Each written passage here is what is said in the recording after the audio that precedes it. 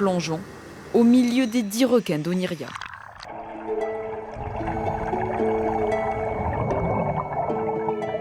Ce matin, mission entretien de l'aquarium pour les soigneurs plongeurs. La sortie ferait paniquer le commun des mortels, tant l'animal a mauvaise presse. C'est quand même des super prédateurs, mais ils sont au top de la chaîne alimentaire. C'est-à-dire qu'ils surveillent ce qui se passe dans leur territoire, mais ils ne s'inquiètent pas du tout. Et ils ne vont pas aller attaquer systématiquement quelque chose qui rentre dans leur territoire.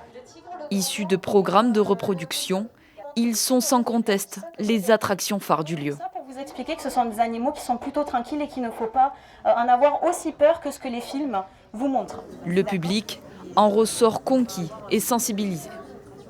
C'est impressionnant, c'est impressionnant. Alors je fais style que c'est pour les enfants, mais c'est surtout pour moi, je crois. Le nombre de requins tués chaque année, quand même, c'est impressionnant. C'est énorme, c'est incroyable. Donc oui, c'est bon à savoir qu'il faut les protéger et qu'ils ne sont pas méchants. Car l'espèce demeure menacée par une pêche excessive. Elle est convoitée pour ses ailerons utilisés dans la cuisine asiatique ou encore pour son foie dont l'huile sert au secteur de la cosmétique.